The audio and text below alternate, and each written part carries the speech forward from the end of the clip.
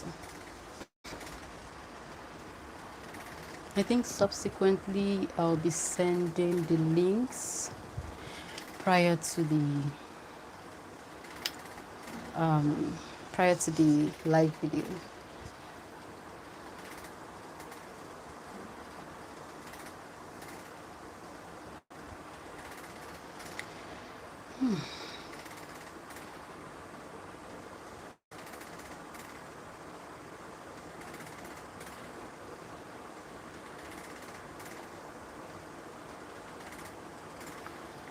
So I'm going to be talking about ovulation today, signs of ovulation, symptoms of ovulation, and everything you need to know about ovulation.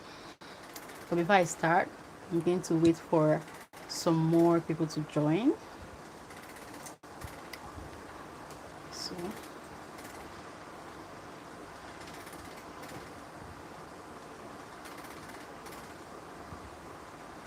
I'm waiting for a certain number to join before I start.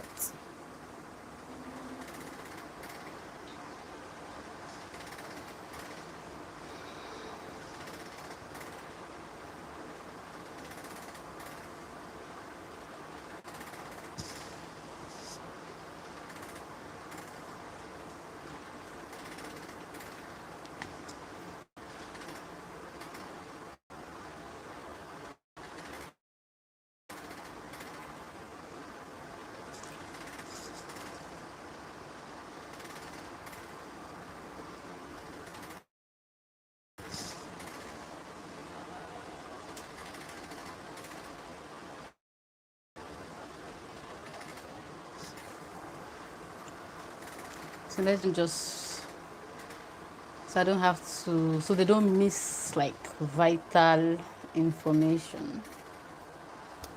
So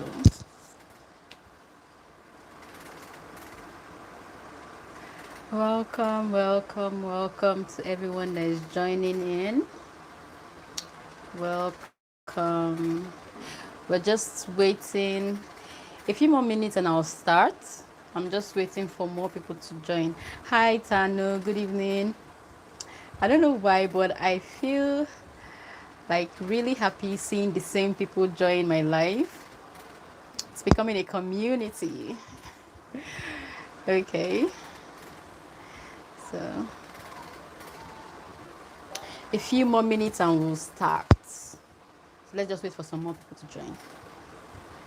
Meanwhile, today I have like, I love talking about, it's a frequently asked question. So I'm really, because it's interesting and I love to talk about it. So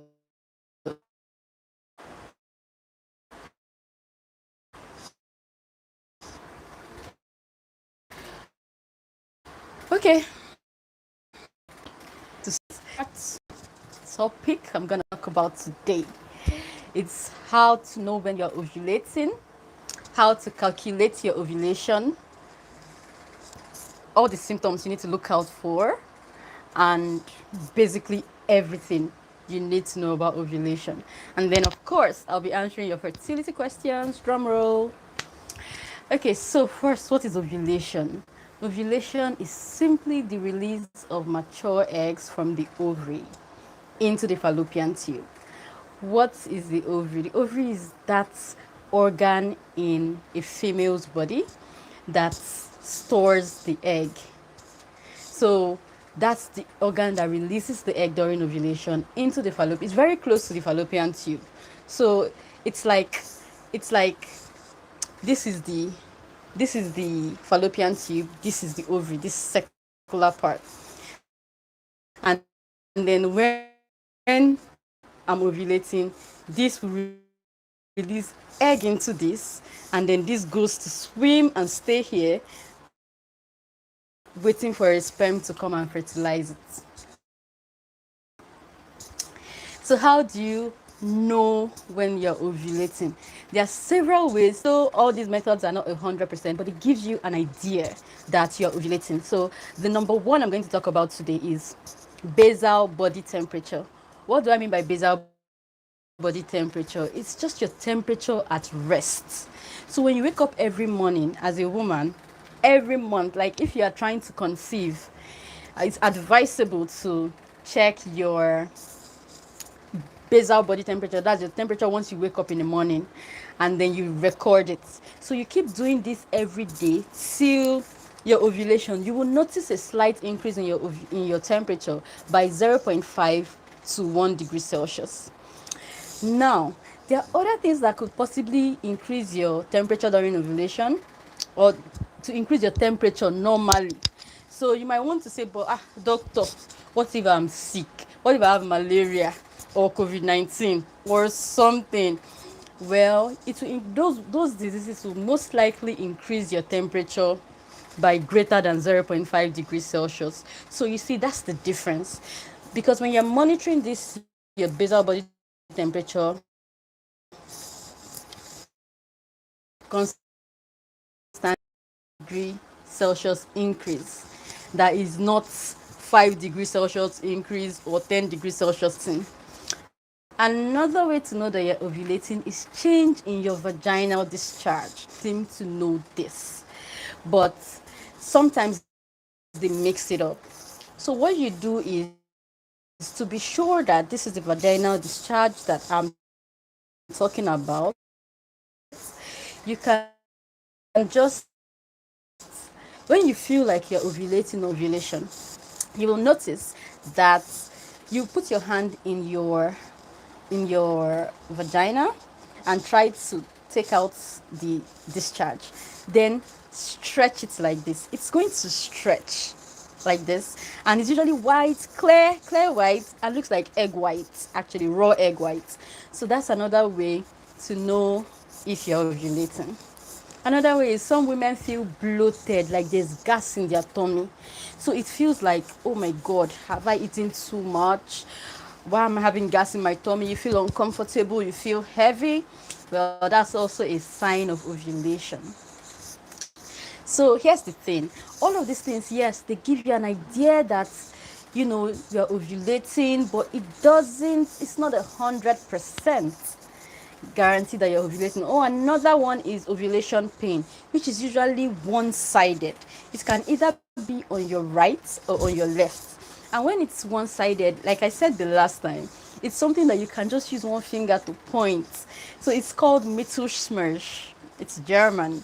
So it's called Mittelschmerz, and it's just this really annoying one-sided pain, that moves. It tends to like move a little, so you like know where this pain is, and then yeah, that's like a sign of ovulation as well.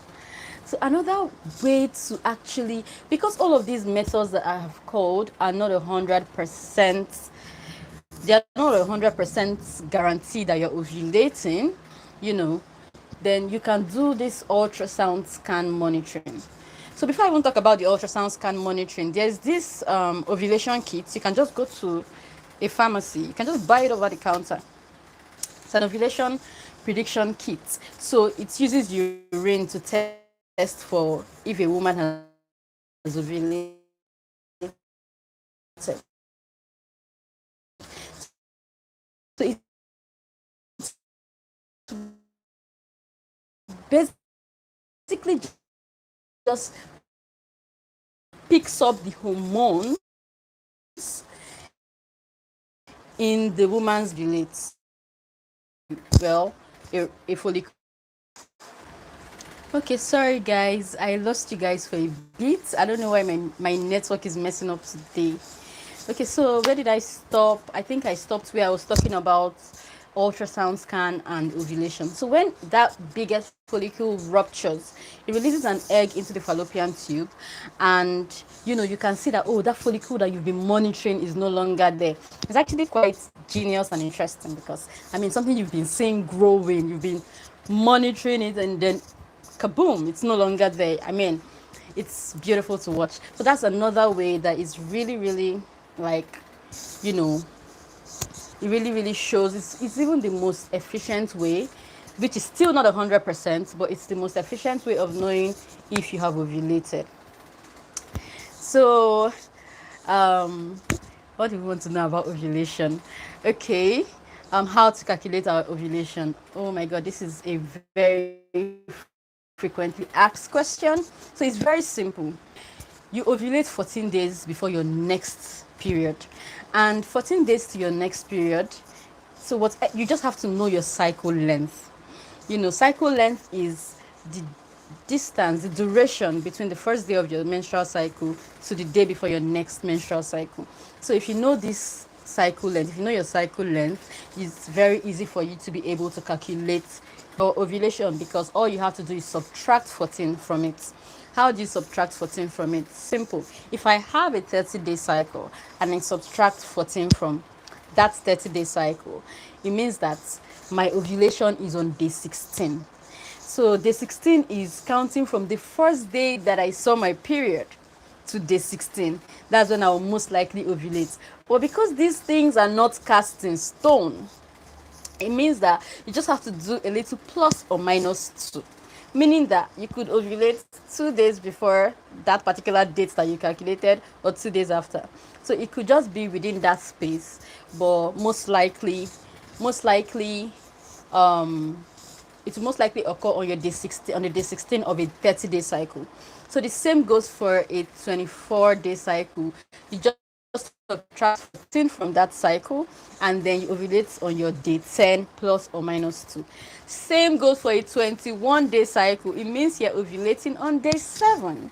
So on day 7, some of you might still be seeing blood, like you might still be having your bloody discharge from your menstruation, and then you'll be feeling like, oh, that's your safe period. Man, it depends on your cycle length though. Doesn't really, seeing blood, like still menstruating, does not really mean that you are not fertile. It just depends on your cycle length. So be sure to my network. Okay. All right. So that's how to calculate your ovulation day. It's really that simple. Then I know I've been saying it's not 100%, it's not 100%. All of the ways I've spoken about how to calculate your ovulation. But the only 100% way of calculating your ovulation is by getting pregnant. The only 100% way of knowing if you have ovulated is when you get pregnant. If you are trying to conceive, I will strongly advise you to monitor your ovulation, because this is key. As in, it is key when you're trying to get pregnant. Know your ovulation days, because that's your most fertile days. So, what else? What else should I talk about in ovulation? Well, that's basically most of what you should know about ovulation. So, but I'll start answering some questions now. So if you have questions, start dropping them, start sending them in. I have a question someone asked me during the week into my email, and I'm going to answer that question and probably make a whole video on that topic because it's really important to me. So I'll just get my laptop actually to I'll get my laptop so I can read out the question. It's actually quite okay. So I'm going to read it out now. Dear doctor, okay, he said I should keep him anonymous, by the way, so there's no name, no name. Anonymous sent, dear Dr. Amarachi, please permit that I communicate via email simply because I personally want to avoid controversy, blah, blah, blah.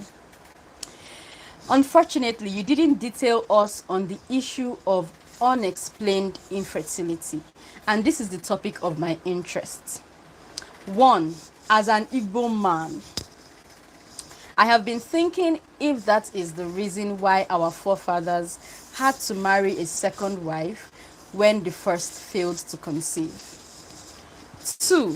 From today's modern medical perspective, how can a woman fail to conceive with a partner, but if they divorce, the man and the woman on marrying a different person turns out to be fertile? I am asking these questions based on the true testimony of a woman I know personally. Can it be said that there is something paranormal about fertility and conception? And has medical science come to this consciousness? Thanks for everything.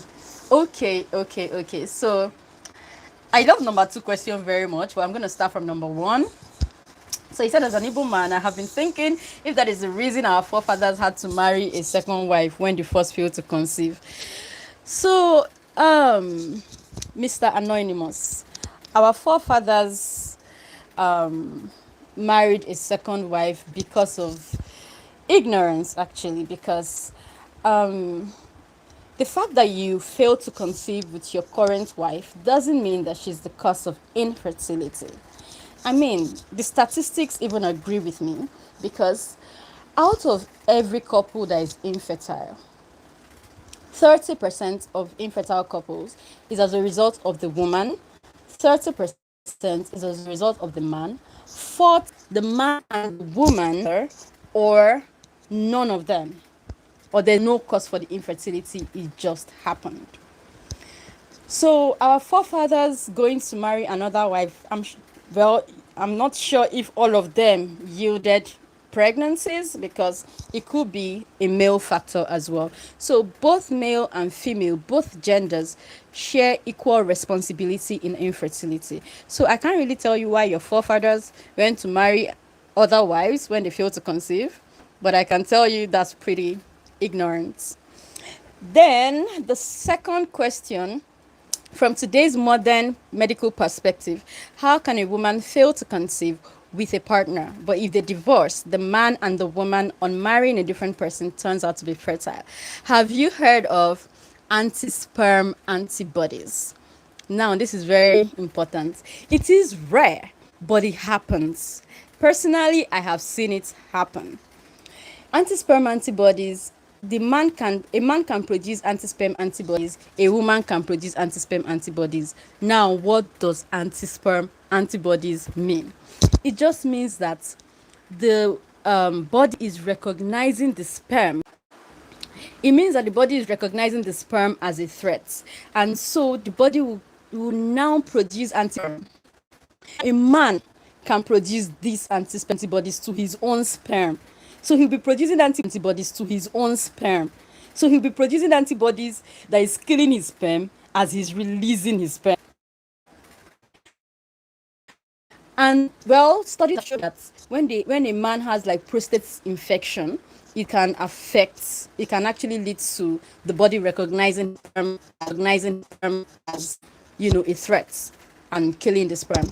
So when it is the fault of the man, well, there are some drugs that, we give to help reduce the man's immune system a little bit. And, well, this has shown to have, well, some, shown to have, well, some, improvement. It has shown to have some improvement on the man's sperm function. But it is not like a definite treatment or anything. But you see, when it's the woman, like your own partner, can actually produce anti-sperm antibody against your sperm cells. So when you release that sperm cell into her vagina, the vagina produces these anti-sperm antibodies that kills them off before they even get inside, the uterus. So that's why you notice in some couples, once the woman meets with another man, she gets pregnant. This is after like how many years of trying with your own spouse, she gets pregnant. And then when the man himself meets with another woman, the woman gets pregnant because the other woman he's meeting with might not be producing anti-sperm antibodies against his sperm. Now, how do you know? You might want to ask, how do you know if your partner is allergic to your sperm? Well, this is what happens when you go to a fertility clinic, when you go to see your fertility physician, your gynecologist. What they do is they try to do all the standard infertility tests to determine where the cause lies. So what they do is, once they've checked, the male factors, they've checked female factors, everything is fine. They've done all the standard infertility tests, everything is fine. The next thing they will decide to do is an anti-sperm antibody, because that could be the sole cause of infertility in people diagnosed with unexplained infertility. Well, this can seem really like sad to hear, but there's actually a way out of it. There's a treatment for this. But when I mean treatment, I don't mean treatment for those anti-sperm antibodies. I mean, there are ways to bypass this. So in couples where it's the woman that is producing the anti-sperm antibodies against her partner's sperm, what we can do is intrauterine insemination. I remember speaking about this last week. I spoke about intrauterine insemination. If you've not watched it, well, I uploaded the live video we did last week on my page, so you can go and watch it. So what we do is in intrauterine insemination, we transfer the sperm directly into the uterus. Directly into the uterus. So we bypass the vagina that is producing that anti-sperm antibodies. Yes, the success rate is not so high, it's a little bit on the lower side, but yes, this works because you are bypassing the vagina that is producing the anti-sperm antibodies. Another way is in vitro fertilization. So in vitro fertilization, what you're doing basically is you're taking out the woman's egg, taking the man's sperm, doing everything outside of the body, and then just transferring the embryo straight into the uterus. That's straight into the womb. So it doesn't have to pass the vagina where that is so hostile. The vagina that is producing the antibody, yeah, against the sperm. So that can be a reason why a couple that has been married for years and trying, or a couple rather that has been trying, they don't have to be married, that have been trying for years, fail to conceive. But can it be said that there is something paranormal about fertility and conception? Well, who am I to say whether there's something paranormal or not? But I'm a doctor, and I will talk about the one I'm familiar with, which is the scientific part of it. So, yeah, fertility can actually be explained scientifically, and that's my area of expertise. What was the last one? And has medical science come to this consciousness? Medical science, only consciousness is medical science. I don't know about the paranormal part of it. So, Mr. Anonymous, I hope I've been able to answer your question. That was a very interesting question. I'll probably make a whole video on anti-sperm antibodies. This is really important when a couple is trying to conceive. And if you have questions, please drop them in. Let me see. Good evening, Senam. Good evening, Grace. Good evening, Tanu, as usual. So I like the fact that I have the same people attending my live. I love it. Just like a community. Hi. Hey, someone just joined. Hi, Ejiofor. Welcome. You're just joining today, and we're glad to have you in our community. So, since Senam just asked the question, what are the signs that can show a woman is fertile? Well, signs that can show a woman is fertile. I don't understand that question, but I know that if you're talking about how does a woman know she's ovulating, well, I just talked about that. I can just quickly give a summary.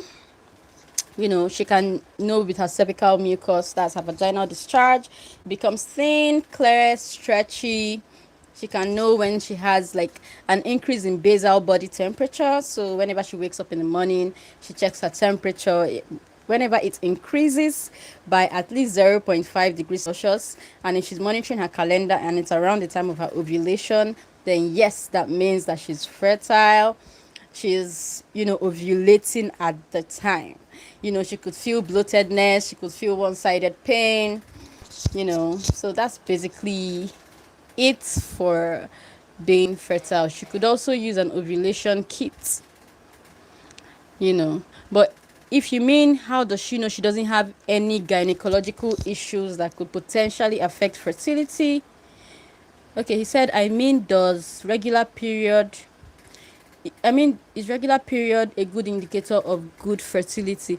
Well, that's a good question, but it's not every time you menstruate that you ovulate, actually, because we have what we call anovulation cycles. It means that you see your period, but you don't necessarily release a mature egg afterwards.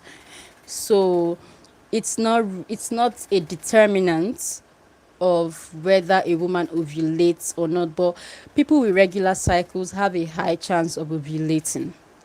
But in cases where you are not having regular cycles, like in a condition called PCOS, I've done a video on that with Dr. Uthman. Well, you can check that video out to watch it. Polycystic ovarian syndrome. When a woman has that disease, she doesn't see her period regularly, and when she doesn't really mean that she ovulated. Yeah, so there can be anovulatory cycles, and also in some women that have been diagnosed with what we call premature ovarian failure, or premature ovarian insufficiency. Yeah, those women like that still ovulates, but not regularly, they will most likely have anovulatory cycles, because people with premature ovarian failure, their ovarian reserve is very, very low. So you know what we mean by ovarian reserve now? So it just simply means that, every woman is born with an amount of eggs in her ovaries, and there's nothing replacing those eggs. So when she gets to a certain age, it reduces. When she keeps with increase in age, it keeps reducing. There's no replacement.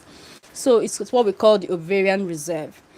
So if you check for the amount of eggs left in your ovaries, if in women with premature ovarian insufficiency, their ovarian reserve is really, really low. That's, they have like small amounts of eggs left. So yes, even when they see their periods, they might not ovulate. And there are also women with premature ovarian failure that don't menstruate at all.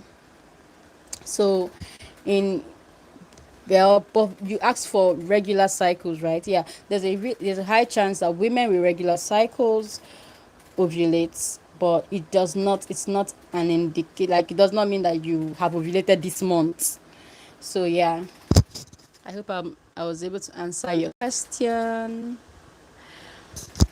So any more questions? Any more questions? I was thinking somebody would ask me about hyperovulation. So let me just talk about hyperovulation quickly. So hyperovulation is when you ovulate like on the two ovaries. You have like, you release eggs from the two ovaries, so it can occur in women with PCOS, actually. That's in PCOS, yes. So because they don't see their periods for long periods of time, for months, when they finally see their period, they might ovulate, like have hyperovulation. But there are some another case where you can see hyperovulation is in women with fertility medications. So women that just go to the pharmacy to buy clomiphene. I mean, clomiphene is not an over the counter drug.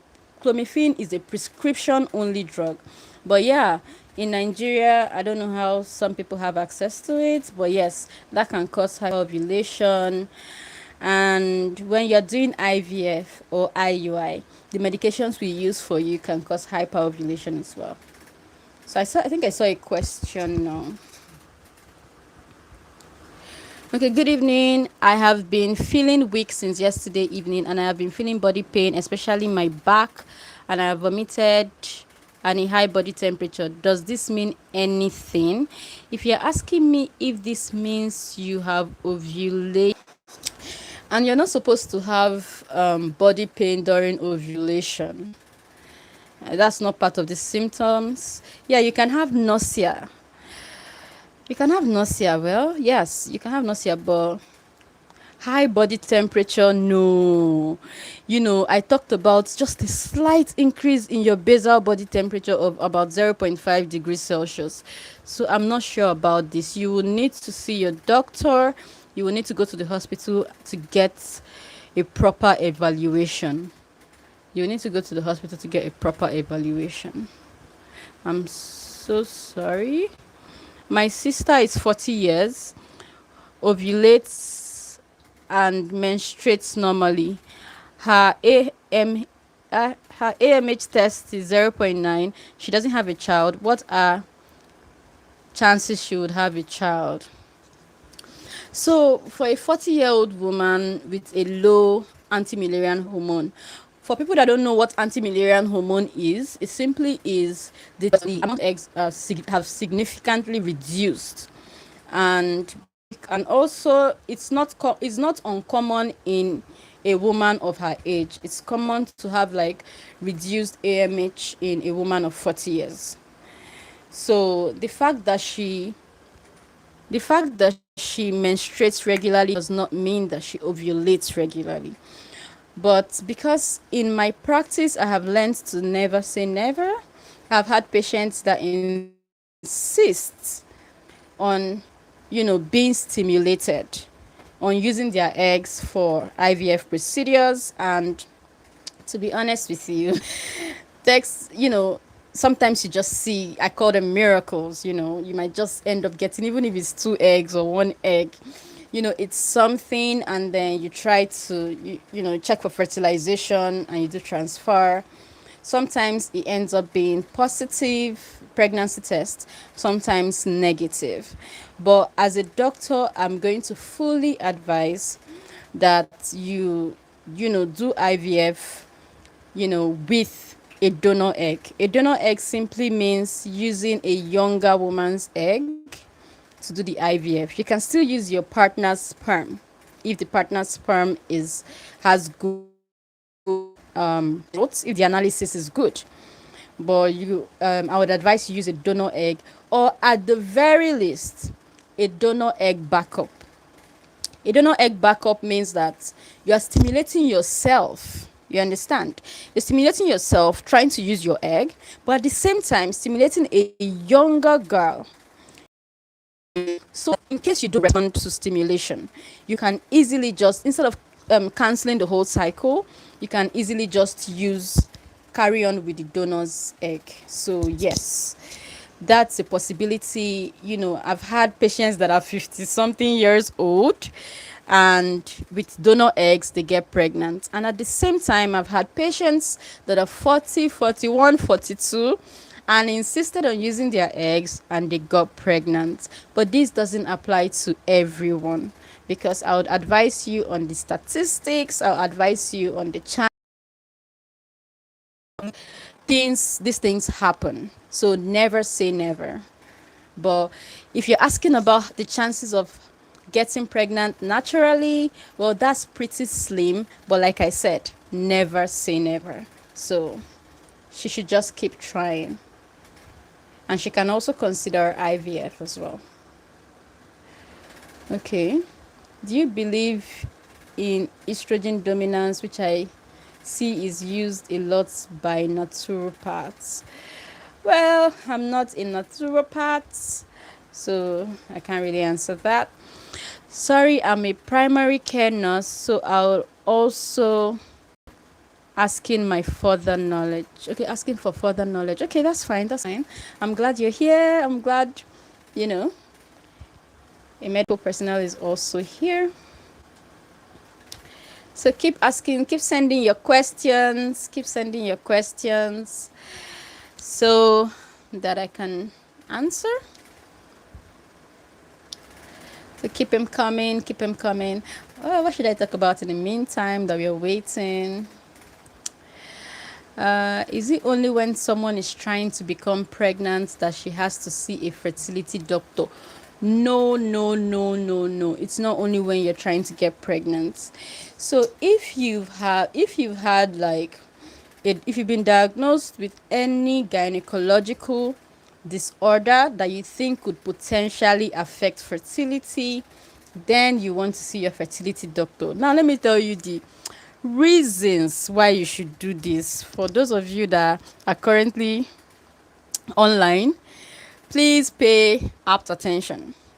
So, recently, I had a patient that was upset that she was not told by other doctors or previous doctors she has seen that she should have frozen her eggs. So that's one of the benefits of seeing a fertility doctor. If you're somebody that wants to, you know that in the future you would like to have your own, you know, you want to give birth, to your offspring. Then I would advise that you see a fertility doctor early. So the idea is to check, to do some fertility tests for you, and also to check, your ovarian reserve, to check if you have any gynecological disorder that could potentially affect fertility. So the reason is, in a situation where you just go and see a fertility doctor, yeah, and then you find out that your eggs, the amount of eggs left in your ovaries are reducing. You understand? Which is, not out of, which is not, you know, it's possible. They would advise you to freeze your eggs. So at least it gives you an opportunity to make certain decisions about you, especially if you know that you're getting married soon and you've been diagnosed, with a gynecological disorder by a gynecologist or your family doctor. Then you might want to just, check your fertility status if this means so much to you. Yeah. So you don't have to be married to do that. So what should we be talking about in the meantime before I get some more questions?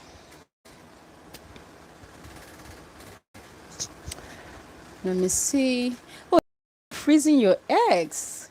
Yeah, so I feel like we should I feel like women should, be more aware, should have this information that they can actually freeze their eggs.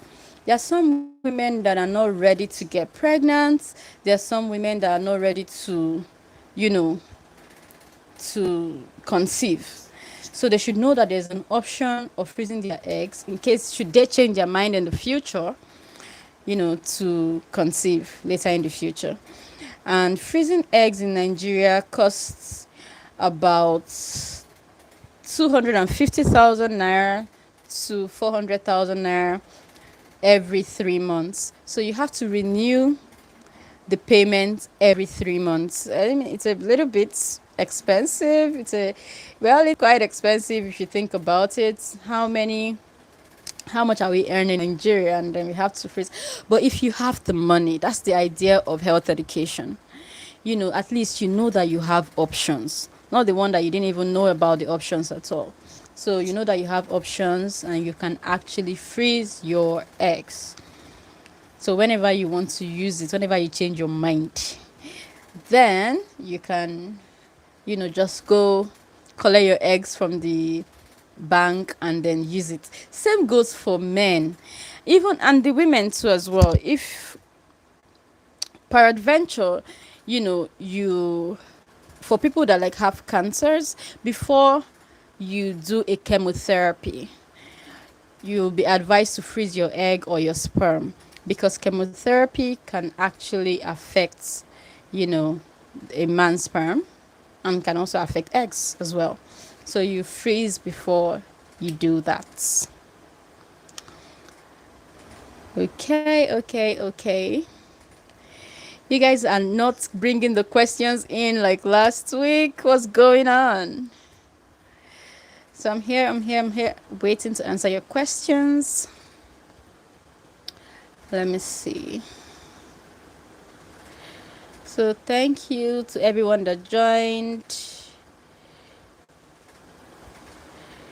Yeah.